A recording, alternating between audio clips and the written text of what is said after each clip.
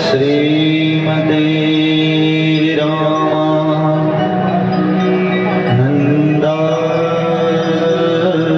नमः। श्रीमात्रे पित्रे चरणकमलेभ्यो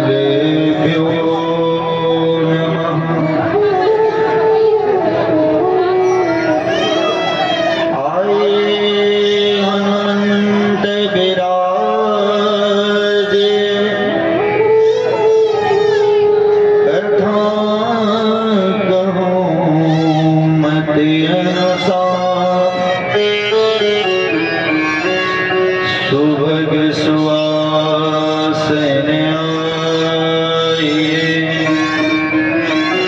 विराजे पवन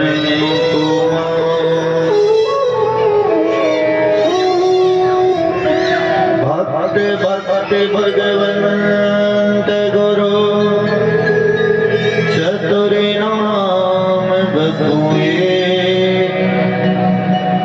इनके भगवंदन किए नासहि बिघ्न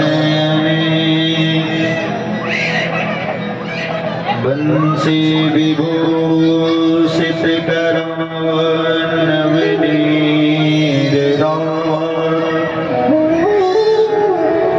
पीतांबरा बिंब फला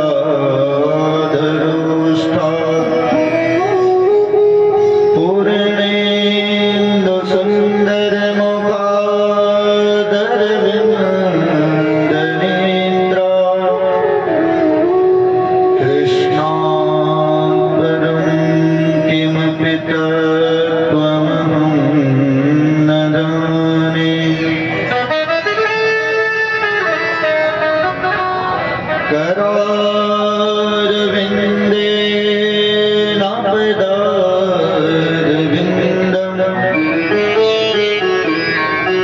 मुखारविंदे विनिवेशयन्तम्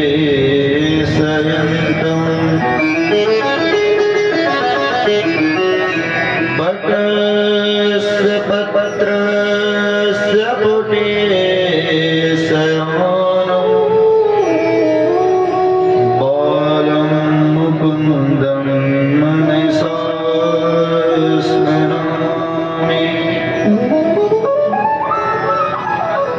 जय जय श्री राधारमण जय जय नवल जय गोपी चित चोर प्रभु जय जय माखन चोर माता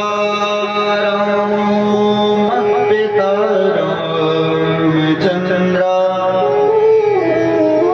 स्वामी राम मत्सखानाम चंद्र सर्वस्वं मे रामचंद्रो दयालु नान्यं जाने नैव जाने न जाने सीता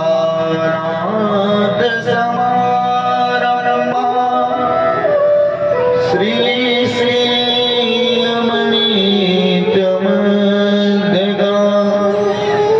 अस्मदाचार्य पर्यन्ता वन्दे गुरु परम्परा।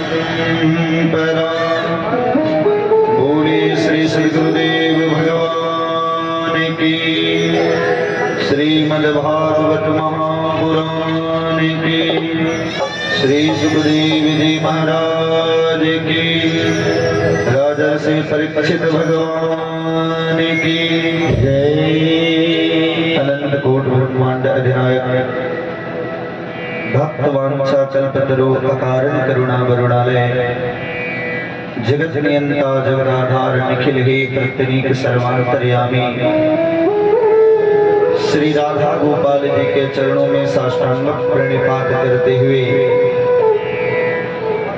परमहंसाचार्य श्री सुखदेव जी महाराज प्रातः स्मरणीय परम पूजनीय श्री सद्गुरुदेव भगवान के चरणों में साष्टांग प्रणिपात करते हुए आइए।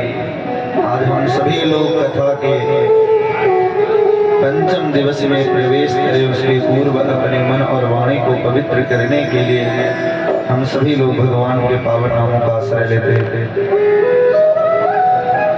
जय राधे राधे गोविंद गोविंद राधे, जय राधे राधे गोविंद गोविंद राधे, जय राधे राधे गोविंद गोविंद राधे, जय राधे राधे गोविंद गोविंद राधे गोविंद राधे राधे गोपाल राधे गोविंद राधे बोलो गोपाल राधे गोविंद राधे राधे गोपाल राधे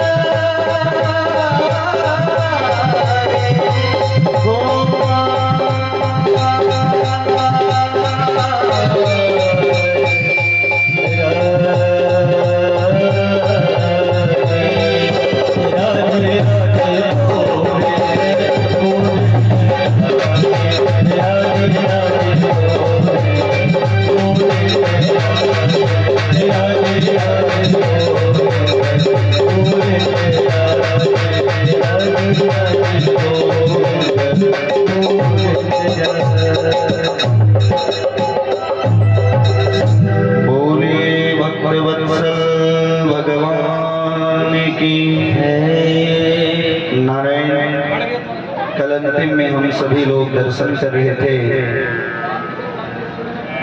कि भगवान का जन्म मथुरा में हुआ और भगवान आए गोकुल। नंद बाबा ने उत्सव मनाया, तुरंत ब्राह्मणों को निमंत्रण भेजा, क्योंकि ब्राह्मण के कृपा से ही भगवान नंद बाबा को प्राप्त हुए। ब्राह्मणों को बुलवाया बालक का जात कर्म आदि संस्कार कराने के लिए। ब्राह्मण लोग आकर के वाच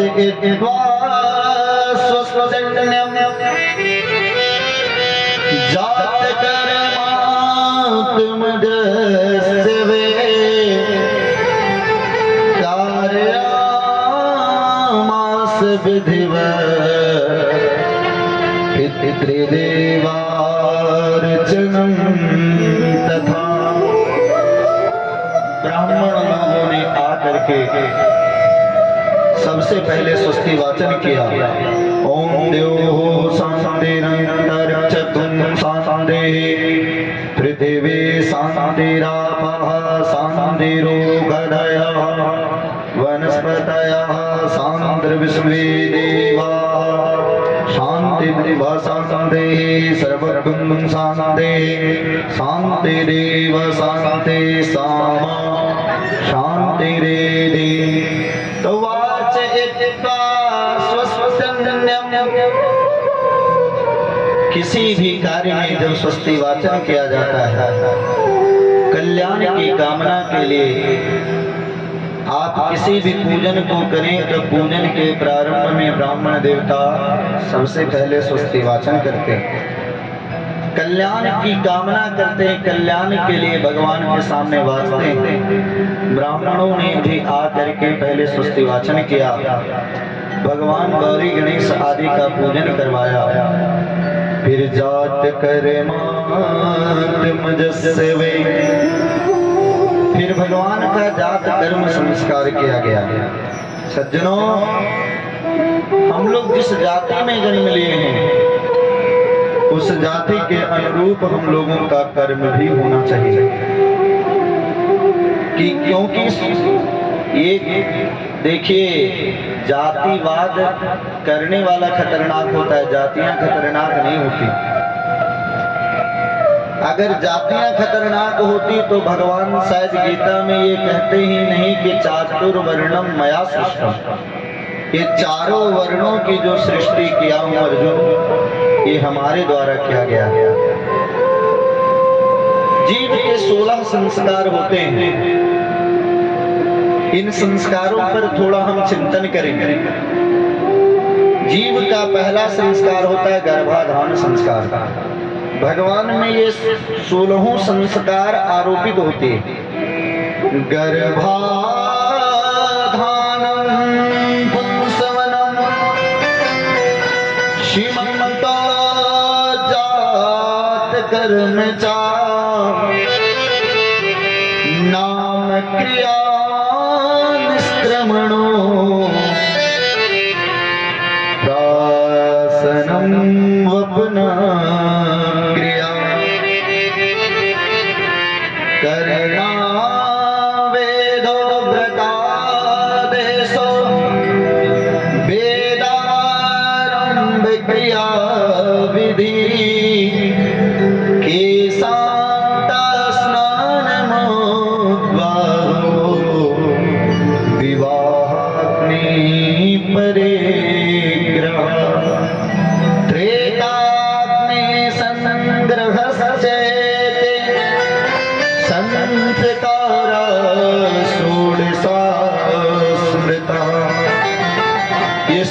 संस्कार व्यास आदि स्मृतियों में लिखी गई है। संस्कार किसे कहते हैं?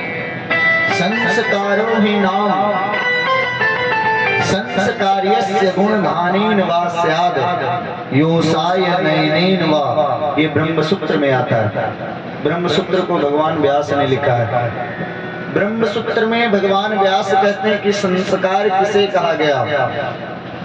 तो व्यक्ति में गुणों का आरोपण करने के लिए जो कार्य किया जाता है उसका नाम संस्कार है। देखिए, यदि आप चाहते हो कि हमारा संतान उत्तमवान हो, संस्कारवान हो, तो उसमें संस्कार को आपको आरोपित करना ही पड़ेगा।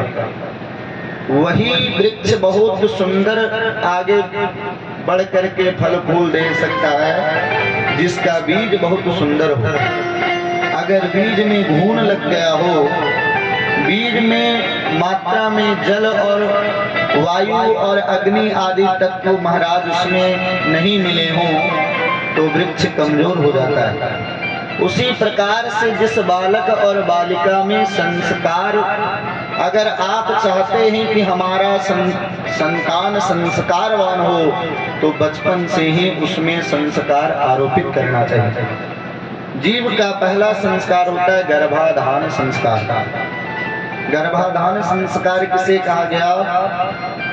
गृहस्थ जीवन में जब हम प्रवेश करते हैं, क्योंकि चारों जो महाराज आश्रम बताया गया उसमें सबसे बड़ा आश्रम गृहस्थाश्रम है। ब्रह्मचर्य, गृहस्थ, वानप्रस्थ और संन्यास, इन चारों आश्रमों में चारों आश्रमों की पुष्टि करने वाला गृहस्थ आश्रम है।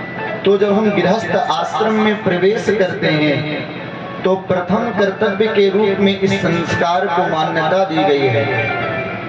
गृहस्थ जीवन का जो प्रमुख कार्य है वह कार्य क्या है कि संतान जो हो वो श्रेष्ठ हो। इसलिए श्रेष्ठ संतानोत्पत्ति के लिए कि हमारा संतान बिल्कुल श्रेष्ठ हो, योग्य हो, माता पिता संत गुरु ब्राह्मण देवता का भक्त हो। आप यदि उसमें संस्कार का अंकुर नहीं डालोगे तो बेटा बड़ा होकर के नालायक बनेगा। इसलिए हमारा संतान उत्तम हो, संस्कारवान हो, इसलिए जीव का पहला संस्कार किया जाता है गर्भाधान संस्कार। दूसरा संस्कार होता है पुंसवन संस्कार। पुंसवन संस्कार किसे कहा गया?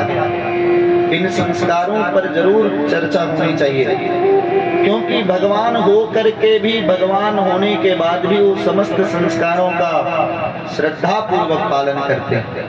तो नारायण गर्भस्थ शिशु के मानसिक विकास के लिए, उसका मन मजबूत हो, जो गर्भस्थ शिशु है, गर्भस्थ बालक या बालिका है, उसकी मानसिक उत्तरोत्तर वृद्धि हो, ऐसे मानसिक उत्तरोत्तर वृद्धि के लिए यह संस्कार किया जाता है, जो पुंसवन संस्कार है।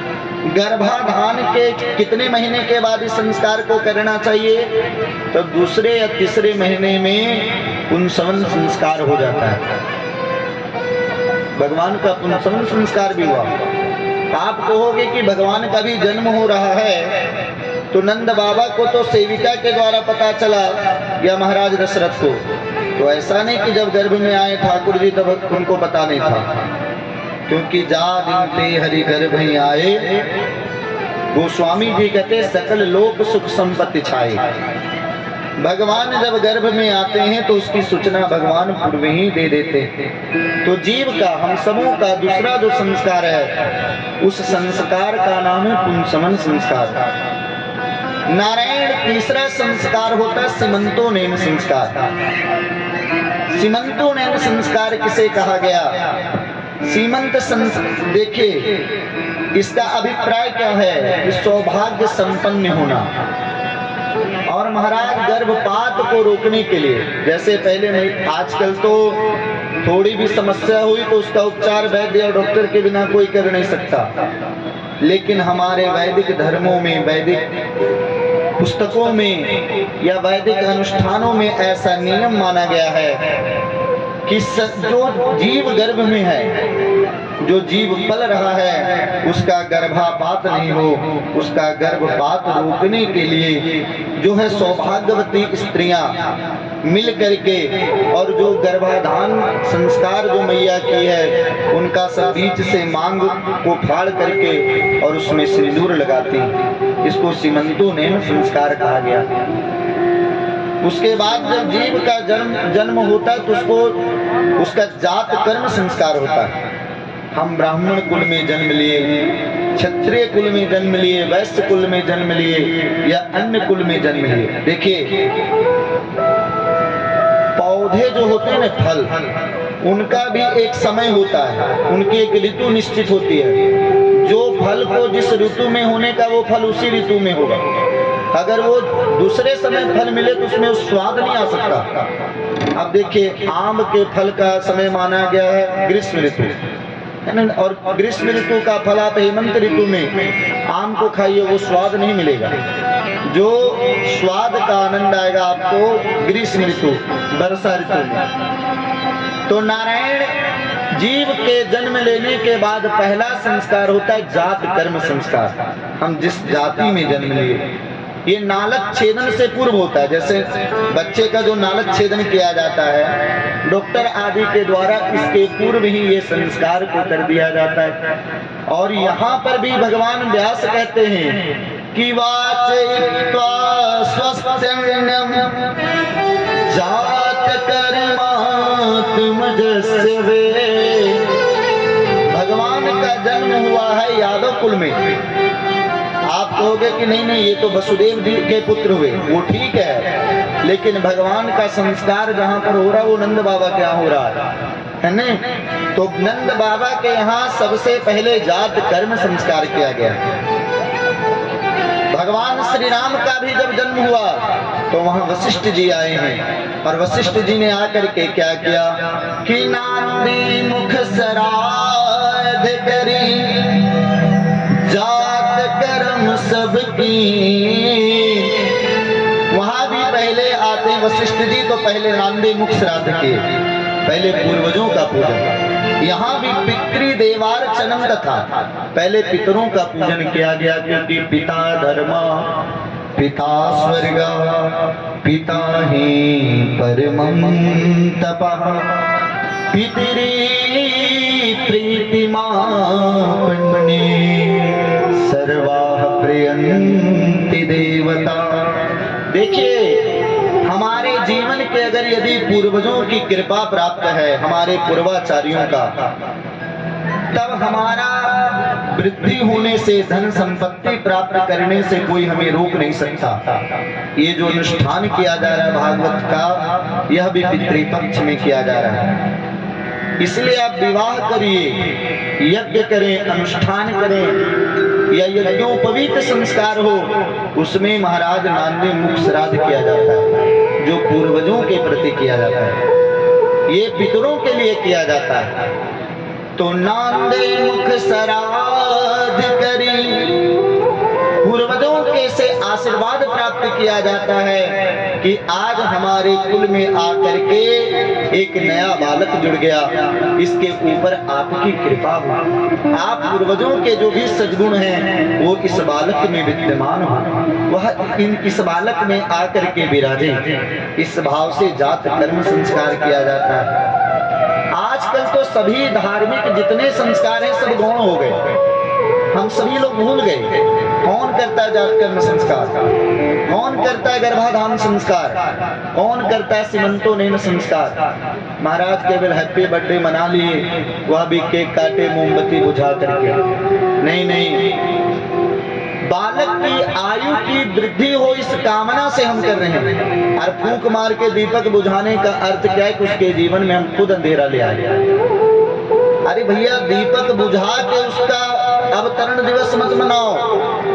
अगर उसका अवतरण दिवस मनाना है तो दीपक को प्रकाशित करके मनाओ। किसके जीवन में आज से प्रकाश का, ज्ञान का सूर्योदय हो, भगवान इसके ऊपर कृपा करें और इसकी उत्तरोत्तर ज्ञान की वृद्धि हो। आजकल हम लोग 2 ही 3 संस्कार को जानते हैं, एक तो जन्म संस्कार, दूसरा महाराज विवाह संस्कार, और तीसरा मृत्यु संस्कार। बीच के सब 13 संस्कारों को बेच करके खा गए। बुरा नहीं मानिएगा, और अगर आप मानिएगा भी तो कोई दिक्कत नहीं, परसों तक झेलिए, परसों चले जाएंगे हम लोग। तो कहने का मतलब क्या है कि बीच के जो 13 संस्कार हुए, हम उन संस्कारों को बेच करके खा गए। गलत बात। भगवान का यहाँ 16 संस्कार किया गया, वो चाहे श्री रामभद्र हो अथवा भगवान श्री कृष्णचंद्र हो। ब्राह्मणों के द्वारा जब ठाकुर जी का समस्त संस्कार को किया गया, ठाकुर जी अत्यंत आह्लादित हुए। जात कर्म आदि संस्कार ठाकुर जी का हुआ है। और महाराज संस्काराद उच्चते, ये नंद कौन है? नंद जीव का नाम है। जो समस्त जीव हैं वही नंद हैं।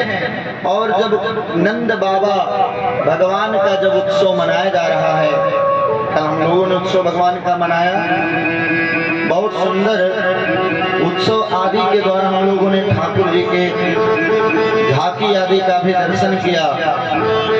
तो नारायण सदस्य लोग उत्सव मना रहे हैं। अरे ब्रज में ये रसिया है ब्रज का, आइए हम सभी लोग श्रवण करें। अरे ब्रज में हो रही जय जयकार, नंद घर लाला जायो है। ब्रज में हो रही जय जयकार, नंद घर लाला जायो है। लाला जायो है, यशोदने लाला जायो है। लाला जायो है, लाला जायो है। लाला जायो है, यशोदने लाला जायो। ये सीटी नहीं मार रहा है, कोई दूसरा मार रहा है। लाला जायो है, यशोदने लाला जायो है।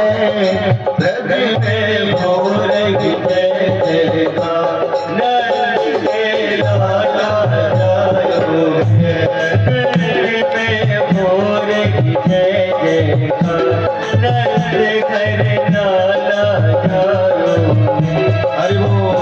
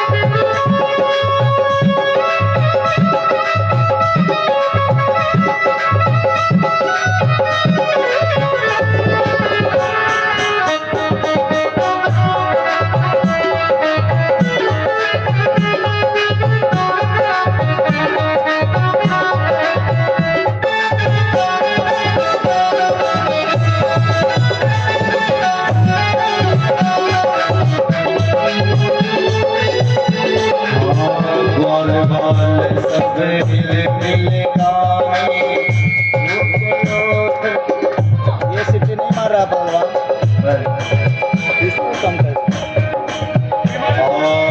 ग्वाल बाल सब मिल गावे, योथ नंद घर आवे। ग्वाल बाल सब मिल आवे,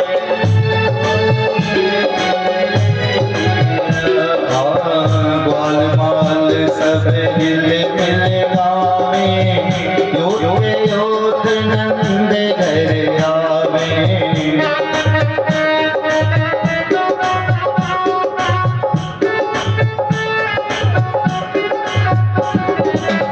ब्रह्मानंद समाने आज सुख सबने पायो है। ब्रह्मानंद समाने सबने पायो है।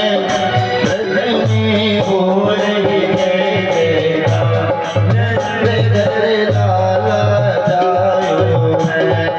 ब्रज में हो रही जय जयकार, नंद घर लाला। क्या करेंगे?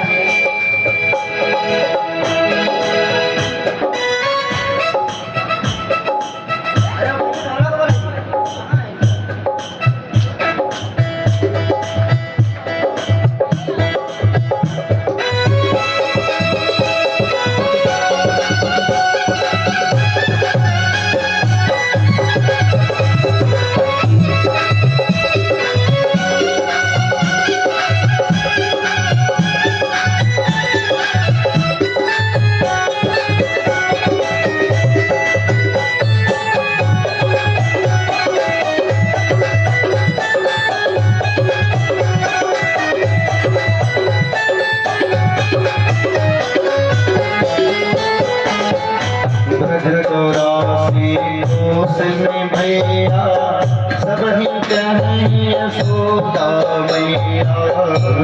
चौरासी कोस में भैया सब कहे यशोदा मैया। चौरासी कोस में भैया सब ही कहीं यशोदा मैया।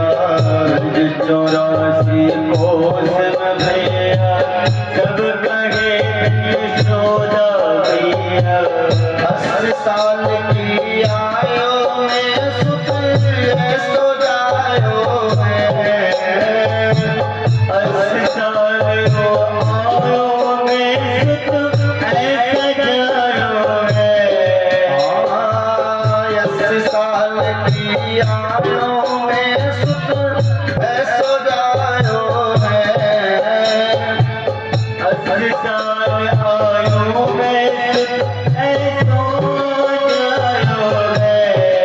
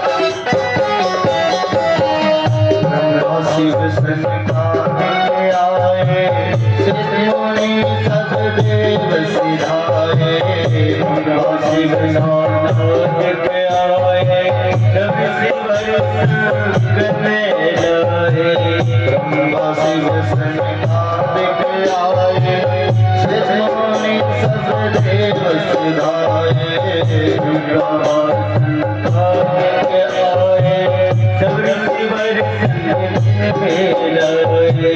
घर ग्वालन के रोग सबई मिले मंगल गारो है। घर ग्वालन के रोग सबई मिले मंगल गारो है। रजनी मोर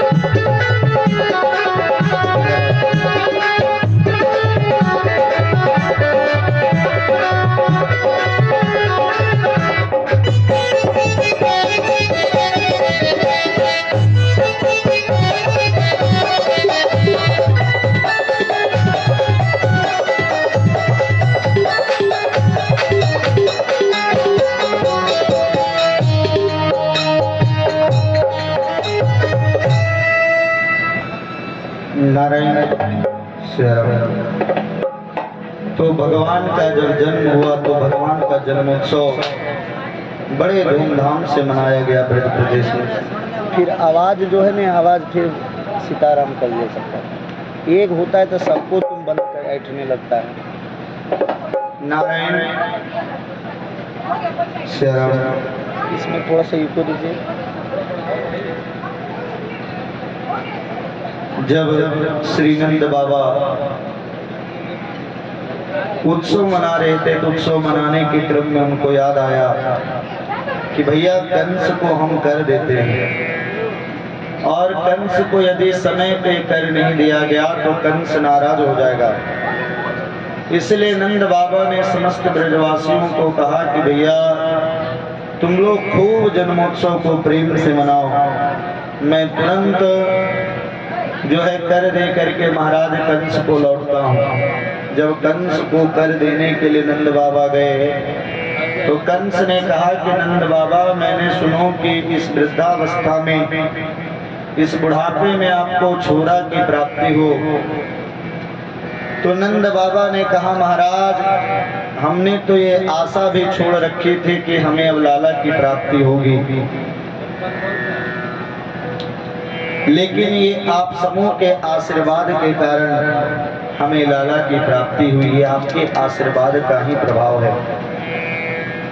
तो नंद बाबा बहुत सुंदर लाला का खूब जन्मोत्सव मनाइए, क्योंकि कंस को तो पता है नहीं कि ये जो लाला है वही उसके लिए काल है। जब नंद बाबा कर दे करके लौटने लगे तो लौटने के क्रम में इनको वसुदेव जी ने देखा कि नंद बाबा के सहारे हम अपने लाला को गोकुल में छोड़ आए हैं और नंद बाबा तो यहाँ पर मथुरा में डोल रहे हैं। श्री नंद बाबा ने कहा, जब वसुदेव जी को देखा तो तुरंत प्रणाम किए, क्योंकि दोनों मित्र हैं।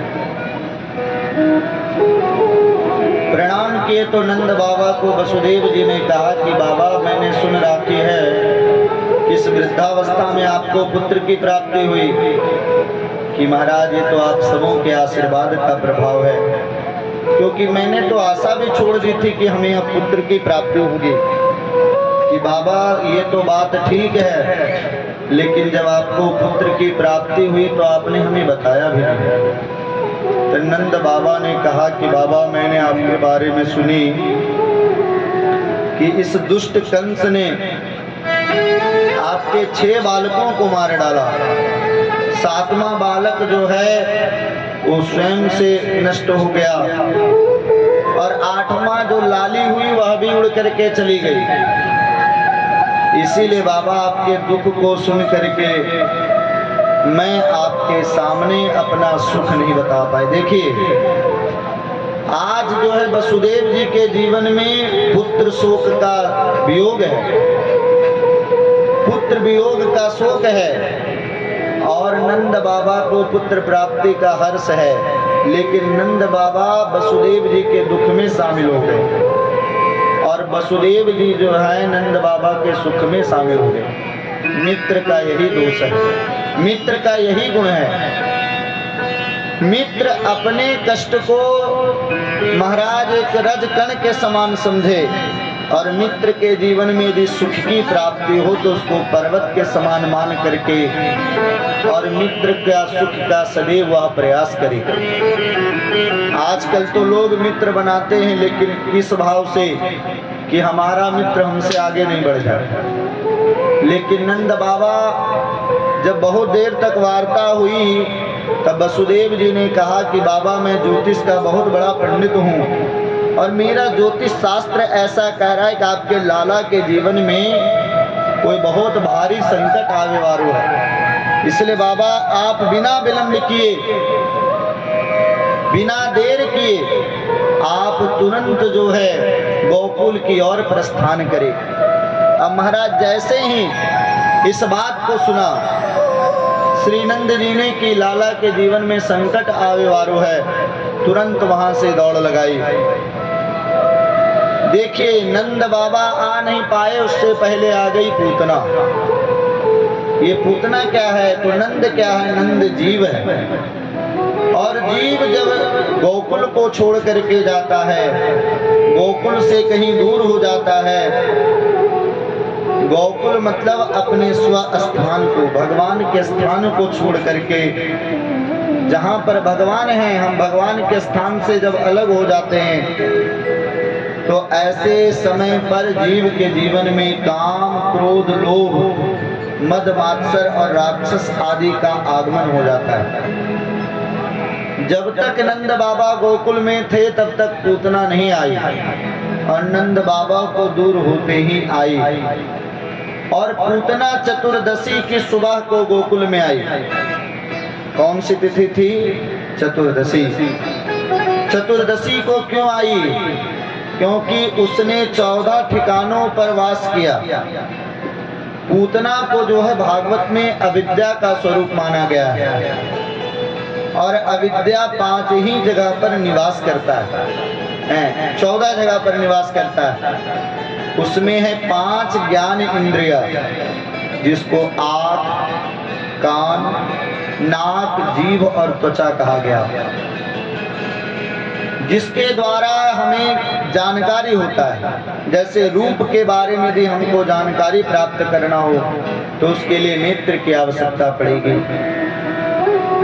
हम शब्द को सुनने, वो शब्द कानों के लिए अच्छे हैं या बुरे हैं, उसके लिए कान, श्रवण इंद्रिय की आवश्यकता पड़ती है। महाराज, सामने जो वस्तु है वो दुर्गंध दे रहा है या सुगंध दे रहा है या सारहीन है, इसको पता करने के लिए नासिका इंद्रिय के द्वारा कार्य किया जाता है। वस्तु को हम ग्रहण करते हैं तो ये वस्तु तिक्त है, रसयुक्त है या रसविहीन है, इसका पता करना हो तो इसके लिए जिह्वा इंद्रिय कार्य करता है। और किसी अच्छे चीज को यदि शरीर से स्पर्श करा दे तो स्पर्श का गुण है त्वचा इंद्रिय का। तो ये 5 हो गया ज्ञान इंद्रिय, और 5 होता है कर्म इंद्रिय, जिसके द्वारा कर्मों को किया जाता है। जिसमें क्या क्या है नारायण? तो कर्म इंद्रिय में आता है हाथ, चलने का कार्य करता है, पैर, हाथ कार्य करने का कार्य करता है, पैर चलने का कार्य करता है, मुंह भोजन आदि करने का कार्य करता है, गुदा और लिंग। ये 5 कर्म इंद्रिय माना गया, और 4 अंतःकरण की इंद्रिय है, मन, बुद्धि, चित्त और अहंकार। तो इस पूतना रूपी अविद्या का निवास इन्हीं 14 स्थानों पर माना गया है। इसीलिए पूतना चतुर्दशी तिथि में भगवान को मारने की इच्छा लेकर के श्री गोकुल धाम में आती है। जब सभी लोग बधाइयाँ दे रही है माँ यशोदा को, तो यह भी बधाई दी, मैया बधाई हो, अरे मैंने सुना कि तुम्हारे घर लाला का जन्म भयो है। तब माँ यशोदा तो इसे पहचानी नहीं, लेकिन अचानक में इनको ये कहना ठीक नहीं लगा कि आप कौन हो, कहीं ये बुरा मान जाए। तो ये सोच करके जो सभी को यश देने वाली यशोदा है, उन्होंने कहा कि देवी ये तो आपके चरणों की कृपा है, ये आप लोगों के आशीर्वाद स्वरूप मैंने इस वृद्धावस्था में बालक की प्राप्ति की। मैया लाला का दर्शन नहीं कराओगी कि बहन लाला सो रहा है, तुम दूर से ही देखना, लाला को जगाइयो मत। अब पूतना को अवसर मिला और भगवान के पास पहुंच गई। जब भगवान ने अपने और आते हुए पूतना को देखा तो अपने नेत्रों को बंद कर लिया। भगवान अपने आंख को क्यों बंद किए? भगवान ये बताना चाहते हैं कि दृष्टि उसी पर डालना चाहिए जो दृष्टि का पात्र हो, सभी जगह पर दृष्टि डालना नहीं चाहिए। दूसरा भाव है कि अरे हमारा तो जन्म गोकुल में इसलिए भयो कि माखन मिलेगा, मिश्री मिलेगा, खीर मिलेगा खाने को महाराज, और अभी माखन का स्वाद भी नहीं चखें उससे पहले पूतना मौसी विष पिलाने आ गई। और विष पीना मेरा कार्य नहीं है, विष पीना तो भोले बाबा का कार्य है। इसलिए भगवान ने अपने नेत्रों को बंद करके भोलेनाथ को मनाया। आइए शंकर जी का एक भजन हम लोग भी गाएं। अरे कोई और नहीं, कोई और नहीं,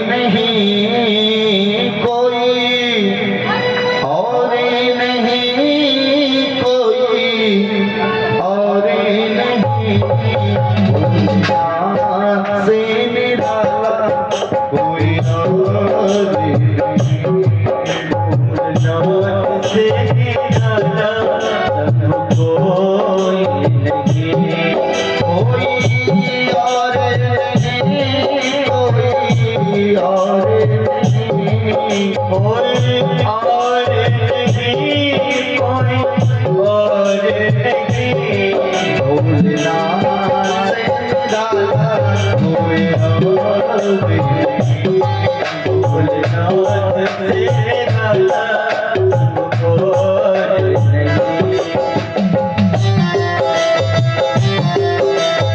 नहीं।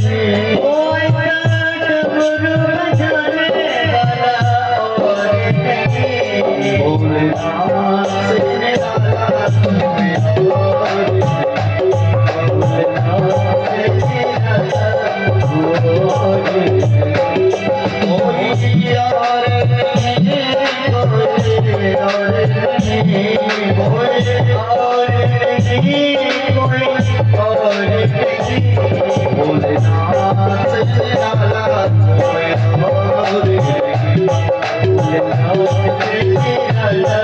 कोई और नहीं।